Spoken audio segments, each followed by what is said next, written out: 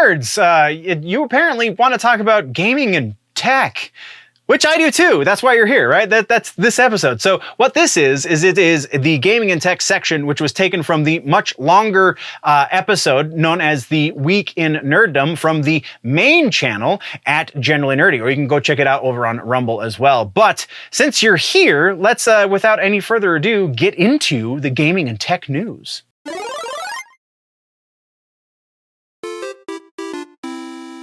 All right, so today's gaming and tech section, we've got updates finally on Max Payne 1 and 2, plus a couple other things.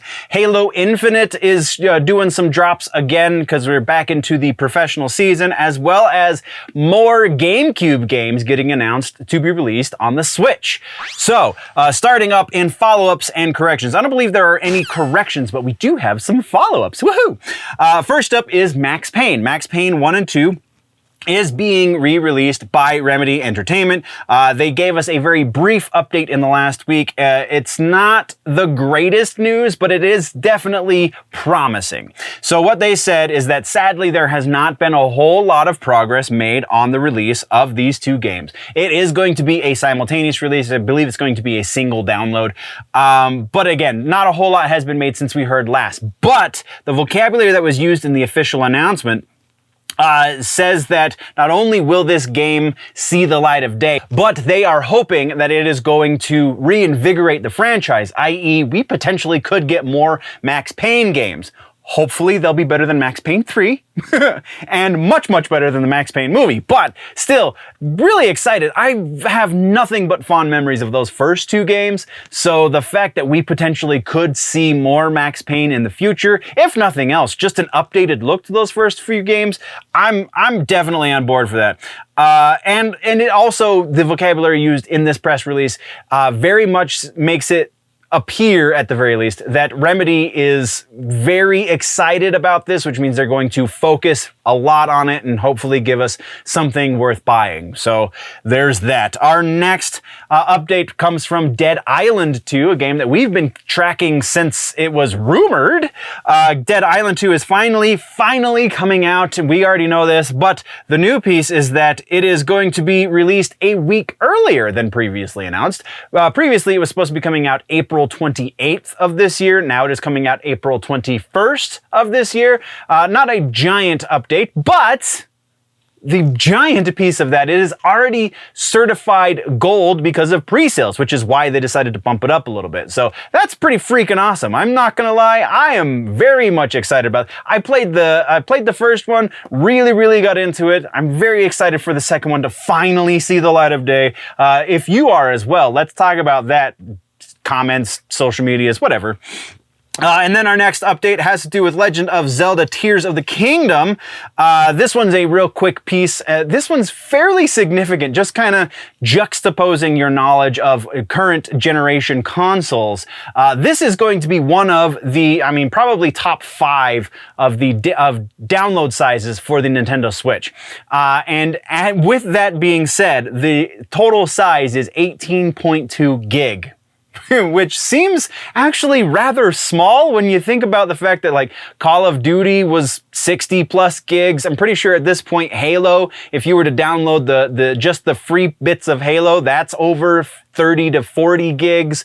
Just, it's so interesting to see the different way that Nintendo functions versus how everybody else in the industry is functioning right now. Because you try and download a Steam game. I tried downloading Apex Legends on my system the other day because I didn't have it for some reason, and it was 62 gigabytes for a free-to-play game. So it's interesting. Either way, it's going to be a memory card unto itself if you want to play Zelda Tears of the Kingdom. But yeah, just again, really fun to juxtapose those two things. And then our final follow-up has to do with Halo Infinite. We are starting another pro season for Halo Infinite. HCS will be coming back. February 24th is going to be the beginning of it. February 24th through the 28th. They are doing some Twitch drops if you want to get in on that. This time it actually looks like it's going to be worth watching some Halo action for, because I really dig it. It's weapon skins. They're calling it Death Hex. It's a better version of the whatever the hell that diamond aluminum foil stuff was for we had a couple of weapon skins and an armor skin last time. This is like a better version of that. It's a lot darker, but there's still like some shimmer stuff. I don't know. Pictures on the screen if you're watching me. If you're not, if you're listening, then you're gonna have to Google it. But yeah, Death Hex, you can get these weapon coatings, again, starting February 24th and running through the 28th if you watch some HCS on Twitch.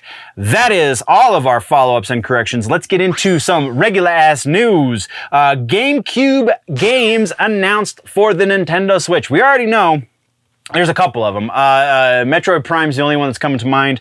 Didn't take the greatest notes for this because the other games don't exactly matter for this announcement, but we do have 2 Baten Kaitos games have been announced also from the Nintendo GameCube, now being released on the Virtual Console for the Nintendo Switch. So Baten Kaitos Eternal Wings and The Lost Ocean, as well as Baten Kaitos Origins, which are going to be rebranded as Baten Kaitos 1 and 2 HD Remaster. They are coming to the Game Store for the Nintendo Switch, and you will be able to play them. Baten Kaitos RPG, solid game. I didn't really get into it back in the day. Don't have a Switch today to get into it now, but I'm really working on that, all right? Come on now. Cut me some slack. But yeah, so if you are a fan of GameCube era RPGs, this is some of the best gameplay you are going to find. So the release date for them is not specific just yet, but we do have a window. That window is this summer sometime. So you've got about a 3-month window, right? That is what we've got for regular ass news. Let's talk now about gaming and tech suggestions. This is going to be a little bit different for this episode, and that is I'm suggesting to you an AI art generator. InstantArt.io is the AI art generator. It gives you unlimited free image generations. It is the interface is a little wonky. You kind of have to finesse it just a little bit, but it is pretty great. The reason that I'm suggesting this to you is because AI art is kind of huge right now. And so it's a free generator. It also gives you the ability to use many different variations of the AI art generating algorithms. So you've got a bunch of different versions of Stable Diffusion. You have one that resembles Midjourney. It's not quite as good as Midjourney, but it definitely resembles Midjourney. And honestly, it's just a lot of fun to do. So again, InstantArt.io, you have over 25 fine-tunable models of Stable Diffusion to work through, and you're going to be wasting plenty of time doing it. So go have fun at instantart.io.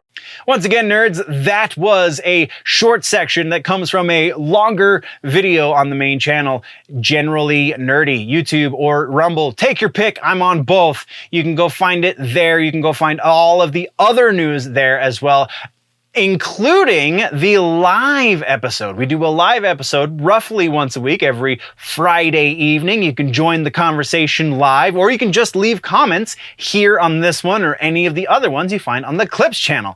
Thank you very much, nerds. We've got other news to discuss in other videos, but while we're getting out of here, don't forget that if it's generally nerdy, it's probably here.